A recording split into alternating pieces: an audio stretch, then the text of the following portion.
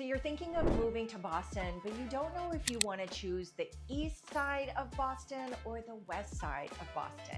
And in today's video, we're actually going to be breaking down what it's like to live in both of those communities.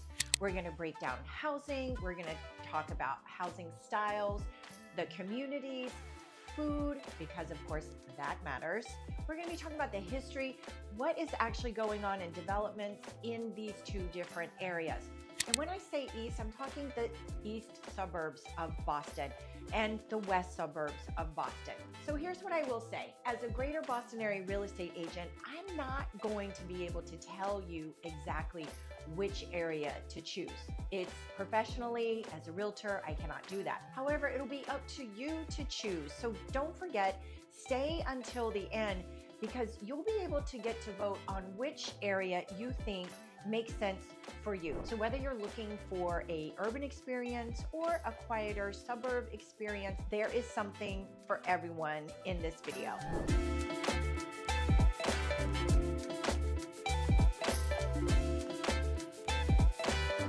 I'm Katherine Kranenburg. I'm a greater Boston area real estate agent. Hit the subscribe button because I cover everything from relocating to Boston, moving to Boston, what it's like to live in and around the Boston area, and of course, Boston's lifestyle. So let's go.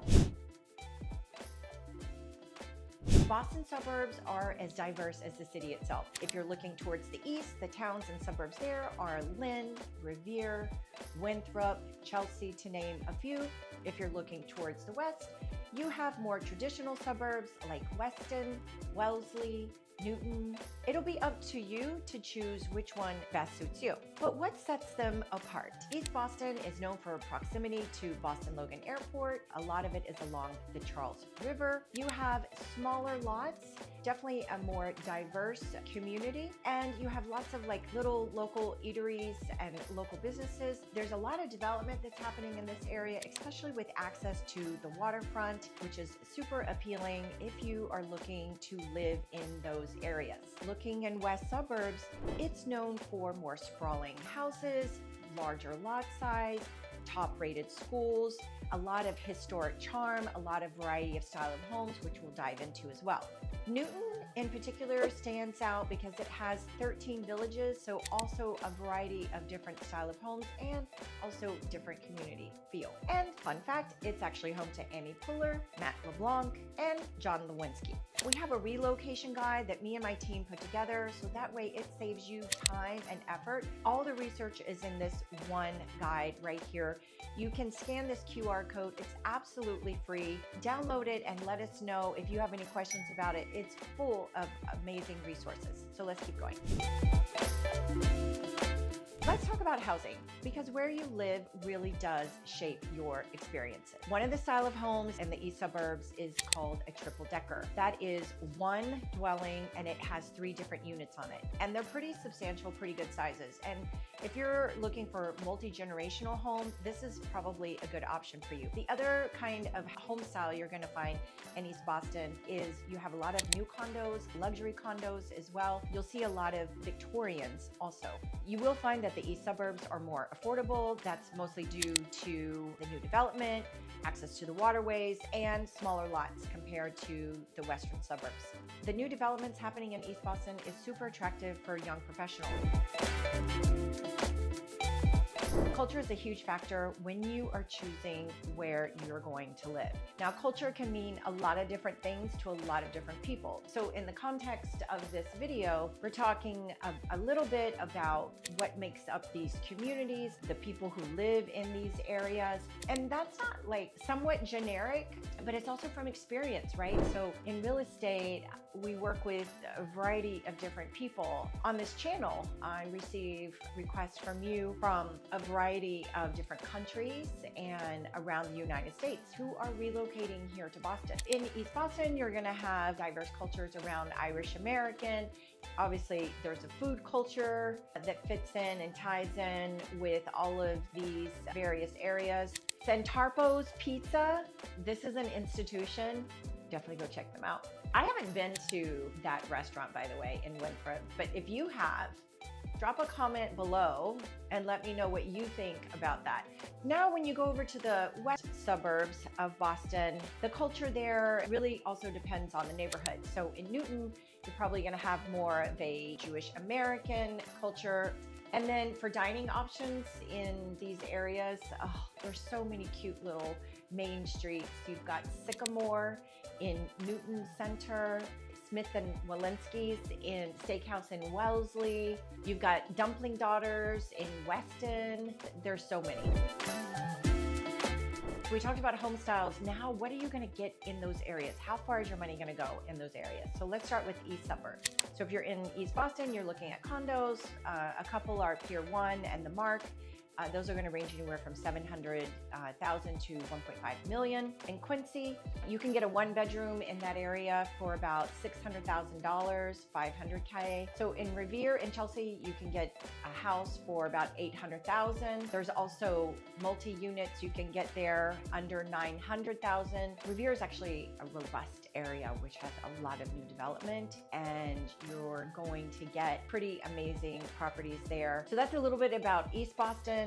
West suburbs, now we're talking about a completely different market altogether on how far your money goes and what you can get for that. As I said, bigger houses, larger lots, top rated schools, and with that comes a different price tag. A lot of people will say it's more luxury living. Of course, that's depends on what you define as luxury.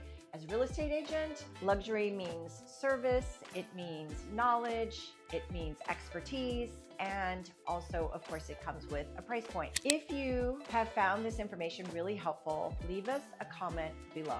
And please don't forget, we have this free relocation guide. Our team has put this together. It's absolutely free. Just scan this QR code and it's yours. Back to the styles of homes in the west part of Boston. If we're looking particularly in the Newton and Wellesley area, those houses could range anywhere from $1.5 million to $4 million.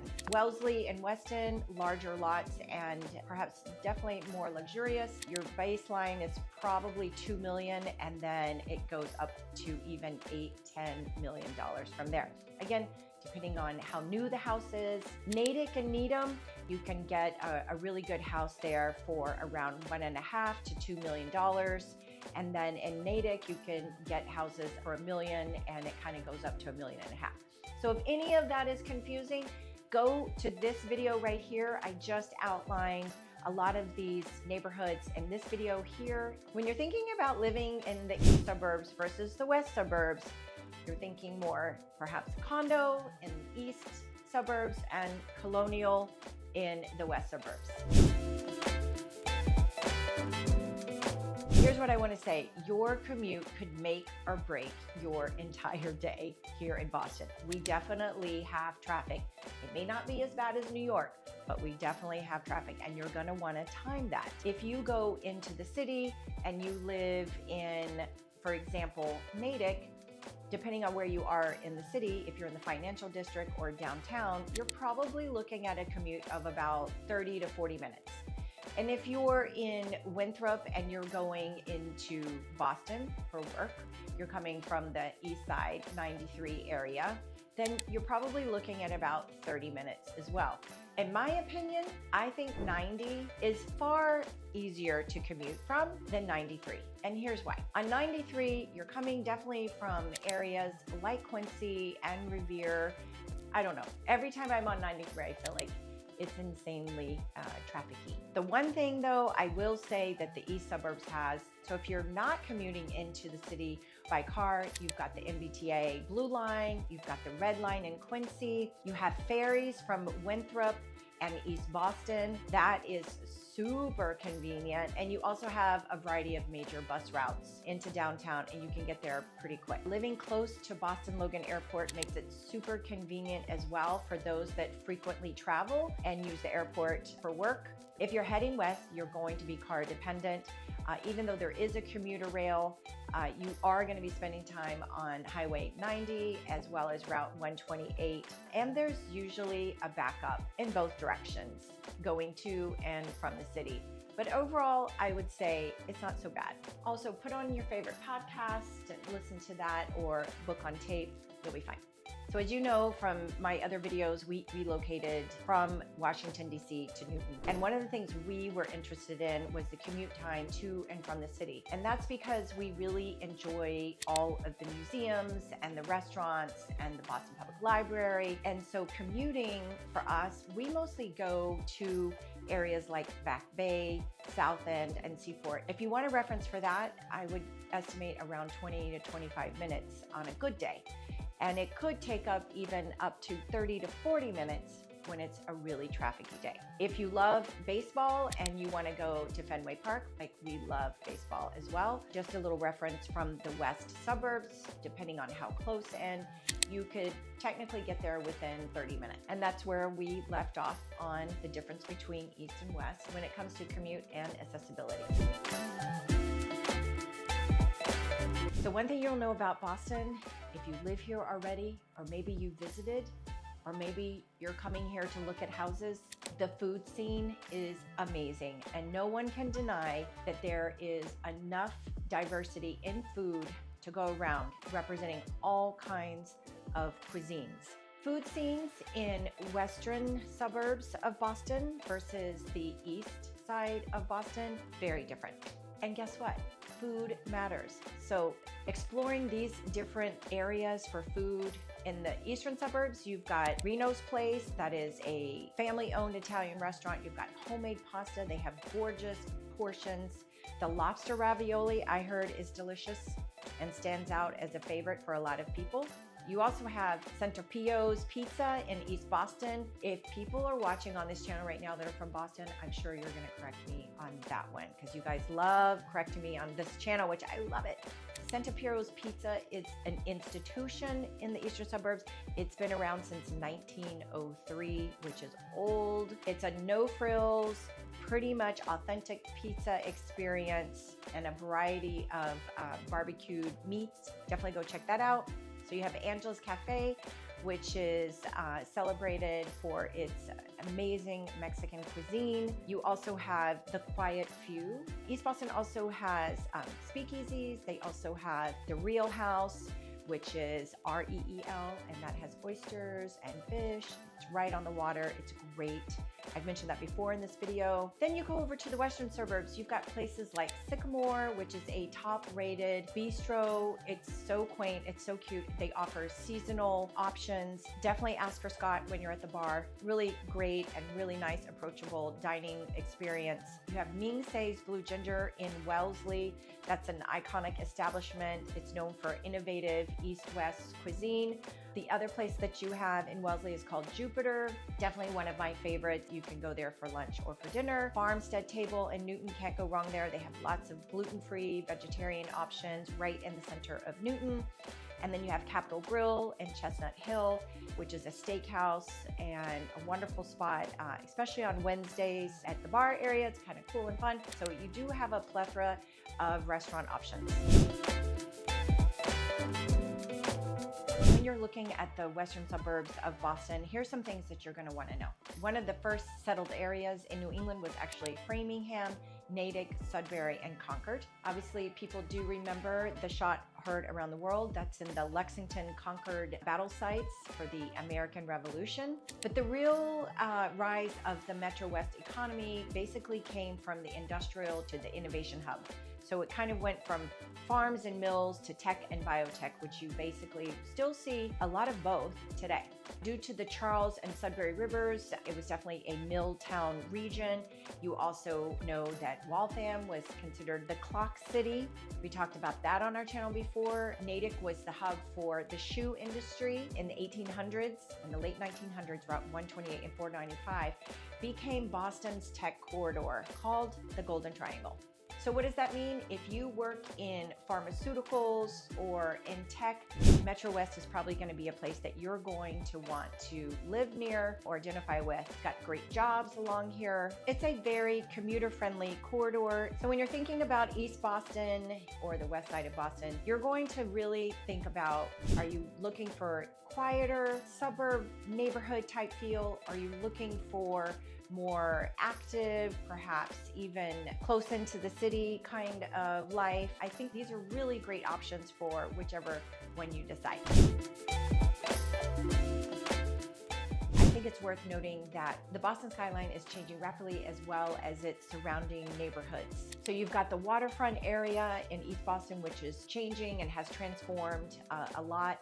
They're modernizing the water access ways as well. In Newton, you have a tremendous growth going on Washington Street. A lot of mixed-use developments are coming in. You've got the Northland project as well. We've talked about that on this channel. In East Boston, you have a notable project that's going on right now. It's called Suffolk Downs Redevelopment. It's the transformative project that spans over 161 acres. That's happening right now. There's over 10,000 new housing units that's being built there as well. Boston East is a 6-story mixed-use development on the East Boston waterfront. Those are 200 residential units as well. So if you want to know more about the development in East Boston, you can go to some of my other videos. I posted one, what's coming to Boston in 2025. You can check that out here in terms of new development. So after breaking down the east suburbs and the west suburbs of Boston, which area is best for you? Are you team east or are you team west? I hope this video was really helpful. I'm Katherine Kranenburg, Greater Boston Area Real Estate. We'd love to be your realtor of choice. Whether you're moving in the near future or a year from now, stay tuned to this channel. We're putting out new content every week, and let us know which one you think works best for you. And thanks for being here. We'll see you on the next video.